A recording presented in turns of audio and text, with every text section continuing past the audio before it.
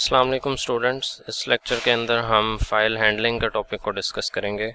तो सबसे पहले हम देखते हैं कि फ़ाइल हैंडलिंग क्या होती है। फ़ाइल हैंडलिंग का मतलब है कि सर्वर जहां पर हमारी वेबसाइट होस्ट होती है या हमारी कोई भी एप्लीकेशन चलती है, उस सर्वर के ऊपर जो फाइल्स मौजूद होती हैं, जैसा कि text files, images, excel file, word file हो सकती है, इन तमाम फाइल्स के अंदर से डाटा को रीड करना, इनके ऊपर डाटा को राइट करना और डिफरेंट तरीक़ों से इन फाइल्स को सर्वर पर मैनेज करना, इस सारे प्रोसेस को हम फाइल हैंडलिंग कहते हैं। तो why file handling is important. तो इसमें सबसे पहले पॉइंट है डाटा परसिस्टेंस।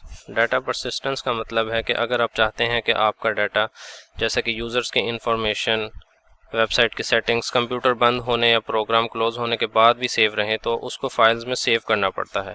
तो फाइल हैंडलिंग से वो डाटा हमेशा के लिए सेव हो जाता है। उसके बाद अगला पॉइंट है लॉगिंग। लॉगिंग का मतलब ये है कि आपकी वेबसाइट में जो भी एरर आ रहे हैं उसका अगर आप ट्रैक रखना चाह रहे हैं तो आप फाइल हैंडलिंग की मदद से उसको लॉग कर सकते हैं, उसका लॉग आप मेंटेन कर सकते हैं।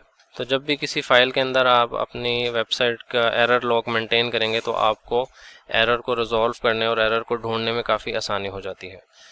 उसके बाद फ़ाइल हैंडलिंग हमें रिपोर्ट जनरेशन में बहुत ज़्यादा मदद देती है। रिपोर्ट जनरेशन का मतलब ये है कि आपने कई बार आपको डाटा को ऑर्गेनाइज करना पड़ता है, जैसा कि आप डिफरेंट रिपोर्ट्स बनाते हैं। सेल्स रिपोर्ट्स हो सकती हैं, यूज़र एक्टिविटी रिपोर्ट्स हो सकती हैं। तो फाइल हैंडलिंग को इस्तेमाल करते हुए आप डिफरेंट फाइल्स के अंदर डिफरेंट रिपोर्ट्स बना सकते हैं। इसके बाद फाइल हैंडलिंग हमें यूज़र डाटा की प्रोसेसिंग में मदद देती है। इसका मतलब यह है कि अगर हमारी वेबसाइट यूज़र से कोई डाटा इनपुट ले रही है, जैसे कि यूज़र नेम, यूज़र का ईमेल एड्रेस हो सकता है, तो उस डाटा को स्टोर करने के बाद हम इस डाटा को डिफरेंट तरीक़ों से प्रोसेस कर सकते हैं। बट इस प्रोसेसिंग के लिए ज़रूरी है कि ये डाटा हम डिफरेंट फाइल्स के अंदर स्टोर करें। तो फाइल हैंडलिंग के लिए हम डिफरेंट फंक्शंस यूज़ करते हैं, जिनमें जो की फंक्शंस हैं वो एफ ओपन है, एफ क्लोज है एंड डिफरेंट फंक्शंस। इनकी डिटेल हम आगे आने वाली स्लाइड्स में देखेंगे। तो अब हम फाइल हैंडलिंग के कोर कॉन्सेप्ट्स को देख लेते हैं कि फ़ाइल हैंडलिंग के अंदर क्या वर्कफ़्लो हम फॉलो करते हैं। तो बेसिक वर्कफ़्लो जो है वो फ़ाइल हैंडलिंग का यही है कि सबसे पहले आप किसी भी फ़ाइल को ओपन करेंगे और फाइल ओपन करने के बाद उसके ऊपर कुछ ऑपरेशन परफॉर्म करेंगे। ये ऑपरेशन रीड ऑपरेशन हो सकता है, राइट ऑपरेशन हो सकता है। अगर आपने फ़ाइल के अंदर कुछ डाटा ऐड करना है तो हम अपेंड के ज़रिए हम फाइल के अंदर डाटा अपेंड करवा सकते हैं और प्रोसेस मुकम्मल हो जाने के बाद हम फाइल को क्लोज़ कर देंगे। तो जब भी आप फाइल हैंडलिंग कर रहे हैं तो उसमें अपने रिसोर्स मैनेजमेंट का बहुत ज़्यादा ख्याल रखना है। इसका मतलब ये कि जब भी फाइल के ऊपर आपने कोई ऑपरेशन परफॉर्म कर लिया तो आपने फ़ाइल को क्लोज़ लाजमी करना है। अगर आप फाइल को क्लोज़ नहीं करेंगे तो ये अंदेशा है कि आपकी वेबसाइट की जो मेमोरी है वो ज़ाया हो सकती है या आपके जो सर्वर है उसके रिसोर्सेज जो हैं वो कॉन्टीन्यूसली यूज़ होते रहेंगे। तो आपने रिसोर्स मैनेजमेंट का ख्याल रखना है। इसके बाद फाइल हैंडलिंग में जो एक और इम्पॉर्टेंट चीज़ है वो है एरर चेकिंग। तो जब भी आपने फाइल हैंडलिंग का कोई भी ऑपरेशन परफॉर्म करना है तो उसके बाद आपने एक चेक लाजमी लगाना है। यानी चेक लगाने का मतलब ये है कि आप ये चेक करेंगे कि ये जो ऑपरेशन हमने परफॉर्म किया है ये सक्सेसफुली कंप्लीट हुआ है या नहीं हुआ। इसके लिए आप एक रिटर्न वैल्यू जो है वो यूज़ करते हैं, यानी जिसको हम कहते हैं चेक रिटर्न वैल्यू। तो ये कुछ बूलियन की वैल्यूज़ होती हैं 0-1, जिसके थ्रू हम ये पता लगा सकते हैं कि हमारा जो फाइल हैंडलिंग का ऑपरेशन था वो सक्सेसफुली कंप्लीट हुआ है या नहीं हुआ। जैसा कि हमने वर्क फ्लो में डिस्कस किया कि सबसे पहले हमने फ़ाइल को ओपन करना होता है, कुछ ऑपरेशन परफॉर्म करना है और फिर फ़ाइल को क्लोज़ करना है। तो जब भी हम फाइल को ओपन करते हैं तो हम एफ ओपन का फंक्शन यूज़ करेंगे। एफ ओपन के फंक्शन के अंदर हम कुछ पैरामीटर्स पास करते हैं, जैसे कि सबसे पहले हम फाइल का नेम बताएंगे कि हम कौन सी फाइल को ओपन करना चाह रहे हैं और उसके बाद हम मोड का पैरामीटर पास करेंगे। मोड का मतलब ये है कि फ़ाइल को जब हमने ओपन कर लिया है तो अब हम फाइल के साथ क्या करना चाह रहे हैं। क्या हम फाइल के ऊपर डाटा रीड करना चाह रहे हैं या फाइल के ऊपर हमने कुछ डाटा राइट करवाना है या हमने फाइल का डाटा जो है वो क्लियर करना है। तो ये चीज़ मोड डिसाइड करता है।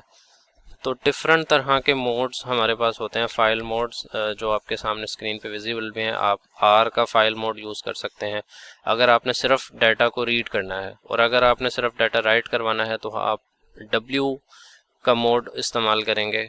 तो जब आप डब्ल्यू का मोड इस्तेमाल करेंगे तो आपकी जो सारी फाइल का डाटा है वो रिमूव हो जाएगा और न्यू डाटा जो है वो ऐड होना स्टार्ट हो जाएगा। और अगर आपकी फ़ाइल एग्जिस्ट नहीं करती है तो डब्ल्यू का मोड नई फाइल क्रिएट कर देगा और उसमें डाटा को राइट करवाएगा। इसी तरह हमारे पास ए का फाइल मोड एग्जिस्ट करता है।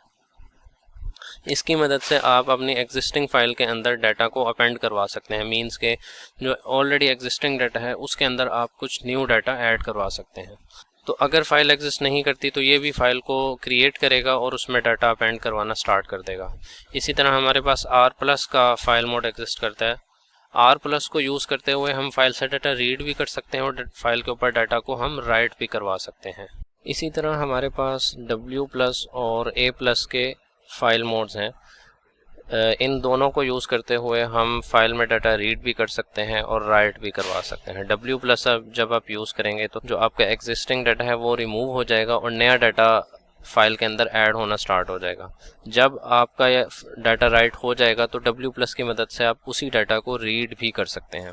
इसी तरह A+ के थ्रू आप न्यू डाटा अपेंड करवा सकते हैं और एग्जिस्टिंग डाटा को रीड कर सकते हैं। तो फाइल ओपन करने के लिए आप fopen का फंक्शन यूज़ करेंगे, उसमें फाइल नेम और मोड पास करेंगे और उसके बाद आपने fclose के थ्रू फाइल को क्लोज भी करना है ताकि आपके जो रिसोर्सेज हैं वो रिलीज़ हो जाएं। तो अब हम एक छोटा सा प्रैक्टिकल कर लेते हैं ताकि हम ये सीख सकें कि fopen और fclose फंक्शन को हम कैसे इस्तेमाल कर सकते हैं।